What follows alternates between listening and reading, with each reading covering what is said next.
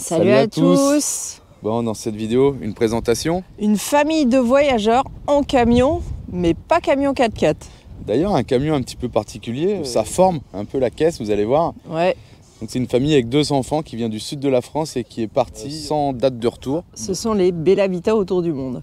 N'hésitez pas à les suivre et puis bonne vidéo. Bonne vidéo. Et bientôt, une autre famille qui est derrière en présentation. Ciao. Ciao. Bienvenue sur la chaîne XCG Family, où vous pourrez suivre notre aventure.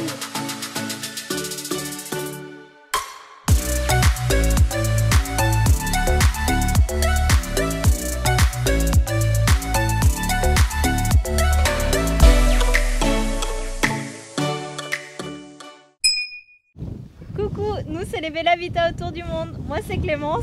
Moi c'est Cédric. Moi c'est Alessio. Moi c'est Andro. Et Paquito, notre chien. Alors c'est un camion Mercedes 1117 de 1985. C'est un 6 cylindres, turbo et diesel. On a acheté ce camion déjà tout fait, la cellule. L'aménagement, on l'a aménagé nous-mêmes à l'intérieur. Il y avait donc déjà la cabine qui est en fibre de verre. Et après, on a fait toute l'installation, les accessoires, les panneaux solaires, tout ce qui va avec. On a aménagé les lits pour les enfants. On a fait nous-mêmes notre lit adulte. Et si on veut vous suivre, vous avez un réseau social ?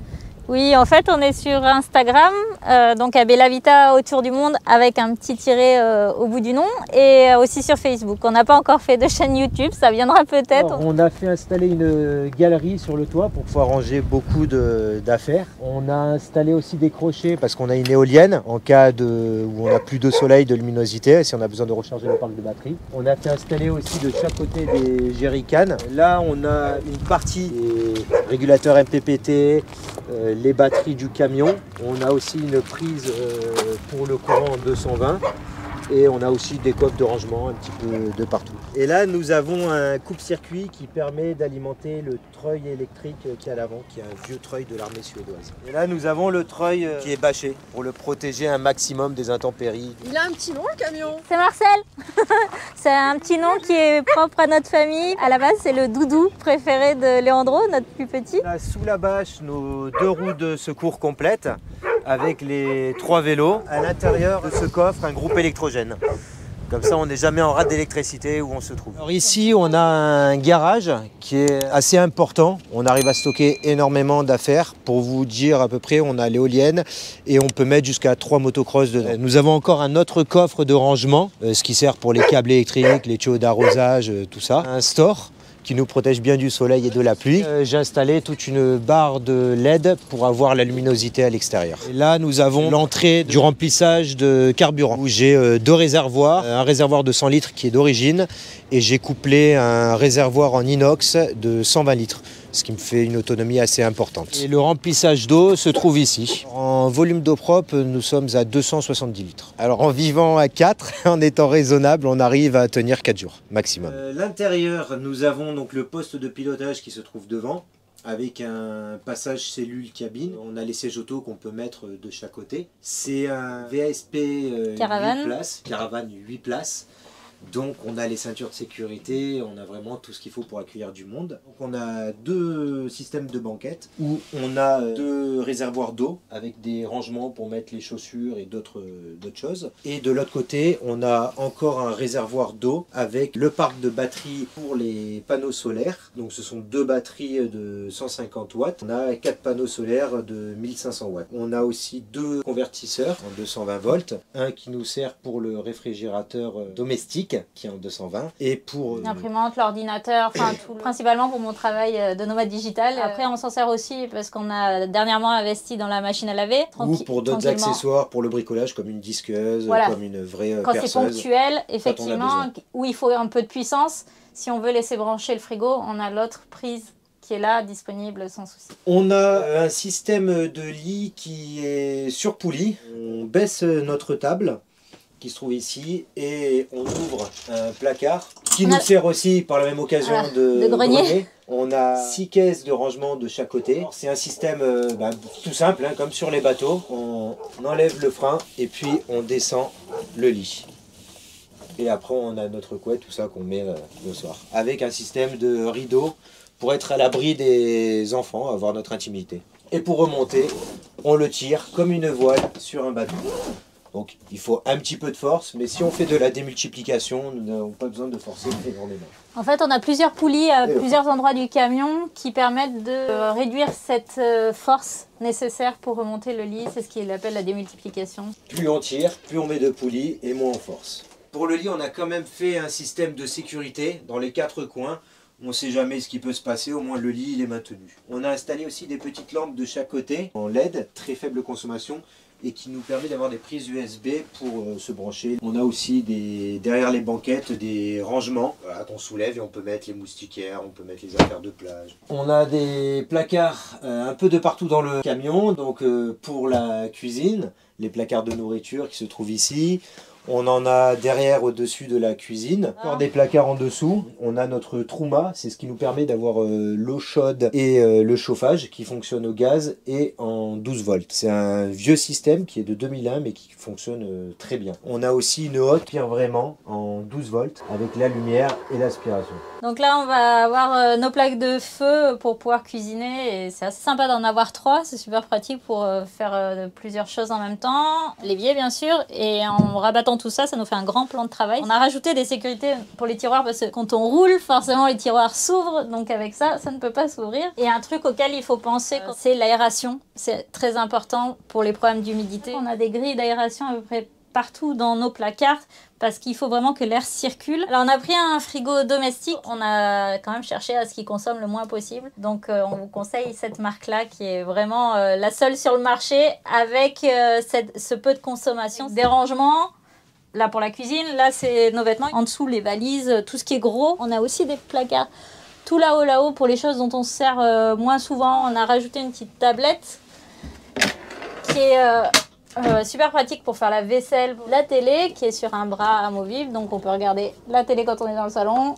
Les enfants, s'ils veulent se faire un petit dessin animé, c'est pratique aussi. Elle est en 12 volts, donc elle ne consomme rien non plus. Ensuite, on est équipé donc de système de sécurité, dont une caméra qui fonctionne avec le téléphone. On met une carte SIM à l'intérieur, on peut se connecter à notre camion quand on veut, notamment quand le camion était sur le bateau. On s'y amusait pas vraiment parce que forcément ça consomme des données, mais on a un système d'alerte qui nous prévenait s'il y avait une intrusion dans notre camion pendant le shipping. Alors elle s'est déclenchée 2 fois, mais 2 fois parce qu'il y avait beaucoup de vent sur le bateau et c'est les rideaux qui ont bougé. On a d'autres systèmes de sécurité dont un capteur GPS qui peut nous dire où est notre camion en temps réel. Alors la salle de bain, toilette sèche, il fonctionne avec de la sciure de bois. C'est facile d'en trouver parce qu'en fait dans tous les pays il y a des scieries. Une douche qui se ferme pour pas avoir une piscine dans la salle de bain avec les enfants, c'est pratique. Là c'est un évier qui se déplie pour voilà, se brosser les dents, etc. Le miroir et un placard de salle de bain classique. Là, on a l'échelle qui monte aux chambres. Donc, c'est la chambre d'Alessio qui est là. Et ensuite, en fait, on passe par une espèce de petit tunnel. Et là-haut, on a le lit de Leandro. On a mis des filets de sécurité. Il ne tombera pas de là-haut. Et même pour la nuit, c'est rassurant s'il gigote. Et tout là-bas, tout le tour, c'est les placards de rangement uniquement pour les jouets. Ici, c'est l'accès au garage. Il y a l'échelle. Elle a un système de goupilles pour pouvoir se rallonger pour aller accéder au grenier.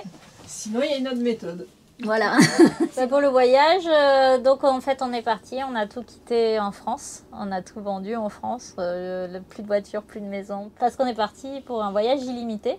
On a changé complètement notre vie. Moi, j'ai adapté mon boulot. Avant, je travaillais en entreprise. J'ai adapté mon boulot pour être à mon compte et travailler en tant que nomade digital, toujours avec mon cursus, ma formation. Il me faut juste Internet. Ça suffit à financer le voyage. Après, on roule pas sur l'or, loin de là. Ça permet de payer l'essence, de payer les courses, de payer les vêtements pour les enfants. Un rythme de vie, un train de vie assez confortable. Voilà. On avait tout, les voitures. Maintenant, on vit dans notre camion autrement et avec l'essentiel, mais c'est bien mieux comme ça et pour rien au monde on reviendrait en arrière. Ça fait déjà 9 mois qu'on est parti. On est au 4e pays. Le but c'est de faire le tour du monde vraiment. On a commencé par l'Amérique du Sud et puis après on remontera. On prend le temps de, quand on est bien à un endroit on reste, quand on ne le sent pas trop on s'en va. Ensuite on va continuer l'Amérique du Sud, après on remontera par l'Amérique centrale et l'Amérique du Nord et puis après on partira vers les autres continents à la suite. Il n'y a pas de durée définie. Le tour du monde quoi. Et on verra la Lune si c'est possible. Voilà. jour. Mais peut-être pas avec le camion. Bon, pour le shipping, on était super stressés parce qu'on sait très bien que, voilà, avec tout ce qu'on lit, etc., on sait qu'il y a des vols, on sait qu'il y a des casses, on sait que ça abîme, etc. On avait vachement sécurisé le camion. Mais par chance, on est arrivé et Marcel allait très très bien. Et le seul petit dégât qu'on ait eu, c'est l'arrière du camion qui a été un peu arraché parce qu'on pense qu'ils ont tiré un autre véhicule assez lourd avec notre camion. Et quelques rayures aussi. On s'est estimé vraiment Quand tu vois heureux le parce véhicule que de devant et celui de derrière s'est fait ils sont ouvrir. fait ouvrir, démonter. On a eu vraiment beaucoup de changements. On avait tout fermé pour qu'il n'ait accès qu'au poste de pilotage et qu'il ne puisse pas rentrer à l'intérieur de la cellule. Donc on avait fait ça sur le passage cellule cabine ainsi que sur les fenêtres. Vous avez devant la porte du garage, on avait mis une autre plaque comme s'il n'y avait pas de porte en fait. On a monté un faux mur. On avait pu mettre toutes tout nos dans affaires dans le garage. Et le garage, bon, il y a une porte extérieure, mais j'avais mis des grandes barres de fer pour qu'on ne puisse pas les ouvrir. Et si on a un conseil à donner à quelqu'un qui va faire un shipping, c'est de graisser les cadenas si vous mettez des cadenas au soute. Parce que nous, notre camion a été, on pense, exposé au sel de mer sur le bateau. Et à l'arrivée, impossible d'ouvrir nos soutes parce que tous nos cadenas étaient rouillés en fait au sel de mer. Vous avez dû laisser les clés de la cellule? Alors oui, on l'avait pas laissé et on avait laissé que les clés du moteur ils nous ont rappelé en nous disant il n'y a pas les clés de la cellule, si vous ne nous amenez pas les clés immédiatement, votre camion ne partira pas. On a tout fait pour qu'il se passe rien. Ça a marché. Est-ce que c'est ça? Est-ce que c'est autre chose? Est-ce que c'est un cumul de choses? Je sais pas. Je pense qu'on avait aussi une bonne étoile au-dessus de la tête. Alors on a voyagé avec notre chien. Le chien c'est le 3e de la famille. Prendre l'avion avec un chien, et ça peut être simple, mais ça peut être aussi compliqué. Il y a des compagnies aériennes qui acceptent. Il y a des compagnies aériennes qui veulent que certaines races. Il y a des listes de races interdites. C'est assez complexe et faut savoir que quand vous voulez réserver vos billets d'avion et que vous avez un chien, ça sera uniquement par téléphone, c'est impossible par internet. Et la compagnie aérienne se donne 48 heures pour vous donner l'autorisation ou pas pour le chien. Et sachez qu'arrivé à l'aéroport, même s'ils vous ont dit oui, ils sont encore en droit de vous dire non au dernier moment. Trouver la compagnie qui veut bien de votre chien, c'est voilà, faut s'accrocher. Quand on part de France, il faut avoir des cages aux normes IATA. Il faut qu'il ait de l'eau, mais pas trop. Parce qu'effectivement, il faut bien savoir qu'il ne sortira pas de tout le vol, même s'il y a des escales, etc. Il ne sortira pas. Donc, il faut bien vous dire que l'eau qu'il y a dans la gamelle, elle va finir dans la cage. Sachez que les chiens sont dans une zone à part. Ils ne sont pas avec les bagages. C'est chauffé, il y a la lumière. Donc, ils peuvent les écouter, mais ils ne peuvent pas les voir. Voilà, c'est Paki. Il fait partie du voyage. Quand l'avion a atterri, on est tous arrivés. Quand il nous a vus, il a chanté dans tout l'aéroport. Jusqu'à temps qu'on sorte, on n'avait pas le droit d'ouvrir la cage tant qu'on n'était pas en dehors de l'aéroport. À l'aéroport, il faut là passer les douanes et passer le contrôle sanitaire avec le chien pour valider qu'on a c'est bien les bons papiers qui sont avec, qu'il a bien tous ses vaccins. Il y a tous les vaccins de base de France. La leishmaniose par exemple, elle n'est pas obligatoire, bien que pour venir dans des pays comme ça, ce soit conseillé. Par contre, la rage, c'est obligatoire et il doit avoir un test sérologique pour démontrer que ces anticorps contre la rage sont assez suffisants. En fait. Par contre, ce test-là est à faire une seule fois, puisque c'est valable à vie. Quand on sort d'un territoire à un autre, il faut que le chien voie un vétérinaire qui lui administre vermifuges internes et externes. Et le vétérinaire, dans chaque pays, doit faire un certificat de bonne santé du chien. Ce papier doit être envoyé au bureau officiel qui valide les papiers vétérinaires pour pouvoir sortir du territoire. À savoir que le Brésil ne reconnaît que les vaccins brésiliens. Au Brésil, il faut donc refaire le vaccin contre la rage, qui est le vaccin Virbac français, mais qui a une référence brésilienne. C'est pour l'anecdote. Il a fallu refaire tout le processus pour que le ministère veuille bien nous donner la certification pour que Paquito ait le droit de sortir du territoire brésilien. Ça, c'est l'Amérique latine et les papiers. Les anecdotes marquantes, il y a un ensablement dans chaque pays. Celui de l'Argentine est déjà fait, donc on est tranquille, on peut rêver.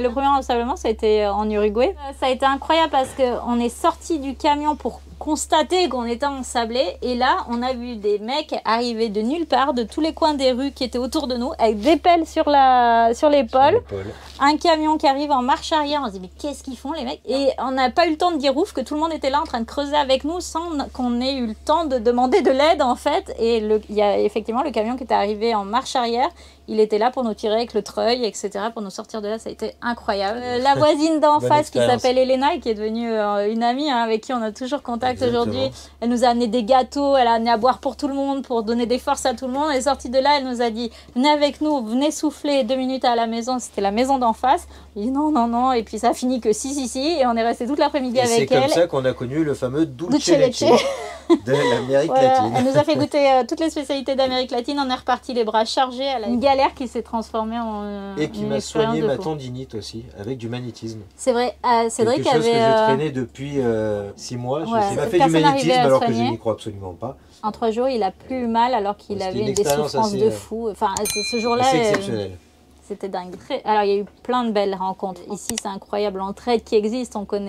On connaissait pas ça avant, mais vraiment ici, c'est dingue. Les gens viennent spontanément. Et c'est des personnes qu'on revoit ou avec qui on a toujours contact. Je pense notamment à Rodrigo, Suzanne, sa famille. On était au Brésil. Il y avait eu des pluies diluviennes qui étaient annoncées. On a vite réservé un camping. Sauf qu'arrivé au camping, c'était pas praticable du tout. C'était de la gadoue, en veux-tu, en voilà. Sauf qu'il faisait déjà nuit et que les pluies arrivaient. Et c'était vraiment des fortes pluies. Et malheureusement, il y a eu beaucoup de morts. Et le plan B, c'est les stations-service quand on est au Brésil. Sauf que les stations-service étaient prises d'assaut par tous les camionneurs. Tout était complet. Par chance, je sais pas pourquoi, j'ai pris mon téléphone à ce moment-là et j'ai vu un message de quelqu'un qui nous avait envoyé un message dans la journée sur un Instagram en nous disant les gars, je vous ai vu passer dans ma ville, si vous avez besoin de quoi que ce soit, n'hésitez pas. Je lui ai écrit en lui expliquant la situation. Elle a dit bougez pas les gars, on arrive. Ils sont arrivés trempés. Ça a fini dans la cour de sa belle-maman, donc les parents de Suzanne, pour se mettre à l'abri. On n'avait plus d'électricité parce qu'il y avait eu tellement de pluie, enfin bon bref. On ne rechargeait plus les batteries. Du coup pour l'électricité, faut savoir qu'au Brésil, il fonctionne en 40 Hz. Ce qui veut dire que tous les appareils électriques qu'on a, si on a besoin de se recharger, ça fonctionne en 50 Hz. Donc on ne recharge pas. C'est pour ça qu'il faut prévoir des chargeurs qui fonctionnent en 40 Hz, soit un groupe électrogène qui permet de le faire. C'est pas partout au Brésil, c'est sur certaines zones du Brésil, mais faites exprès là où on a eu les pluies diluviennes, et c'était ce cas-là. Donc on pouvait même pas recharger notre parc de batterie en se branchant chez les gens parce que là-bas c'était en 40 MHz et nous il nous fallait du 50 minimum. Et Rodrigo du coup pour l'anecdote a démonté la douche de sa belle-mère parce que c'était la seule chose chez eux qui fonctionnait en 50 MHz. Il a démonté toute la douche pour qu'on puisse se brancher et recharger. Il y a un feeling qui est passé avec cette famille, c'était fou. Et après on est parti de chez eux. On s'est retrouvé donc avec les galères du chien pour les papiers. On était en contact toujours avec Rodrigo. On avait fait 6 heures de route depuis et c'est comme ça qu'il nous a mis en lien avec un autre vétérinaire qui nous a refait vite les papiers avec le vaccin brésilien pour le chien, etc. Mais on s'est retrouvé bloqué tant que le ministère ne donnait pas la validation pour Paquito sorte de là. Donc on est allé au Foz d'Iguaçu et Rodrigo nous a fait la surprise de prendre sa moto, de se taper 600 km pour venir voir les chutes d'Iguaçu avec nous. Et ils sont revenus en septembre en Argentine pour faire l'autre partie des chutes d'Iguaçu de nouveau avec nous en souvenir. Et on s'est promis normalement de se retrouver au Machu Picchu la prochaine fois. Pour finir avec Rodrigo, c'était exceptionnel. On s'est retrouvé avec nos cartes bleues bloquées parce que les banques ont suspecté des fraudes. Donc il y avait toujours ces pluies diluviennes. On était donc au camping, sauf que sans carte bleue, sans argent, donc plus moyen de retirer d'argent. Donc on s'est retrouvé sans rien. Et donc pas moyen de payer le camping, pas moyen de payer le vétérinaire qui nous refaisait le papier pour Paquito, aller faire les courses, n'en parlons pas, sans argent c'était très compliqué. Il a dit mais laisse tomber, il n'y a pas de problème, je paye tout pour toi, tu me rembourses quand tu peux, il n'y a aucun souci. Nous on était super gênés, il ne nous connaît pas, il paye tout pour nous. Et aux chutes d'Iguaçu, donc c'était pas prévu qu'on y aille, il a dit écoute demain on va aux chutes d'Iguaçu, ça va faire du bien aux enfants, ça va vous faire du bien à vous aussi, c'est moi qui vous l'offre. Il dit non on est 4, c'est quand même super cher, il dit non c'est mon cadeau s'il vous plaît, faites-moi plaisir. Un truc de fou, jamais on aurait vu ça en France, enfin en tout cas nous on l'avait jamais vécu avant, c'est nos anges gardiens. Ouais vraiment, c'est dingue ici. Merci. Bah de rien, c'est avec plaisir. En attendant la prochaine vidéo, vous pouvez aussi nous suivre sur Instagram et Facebook.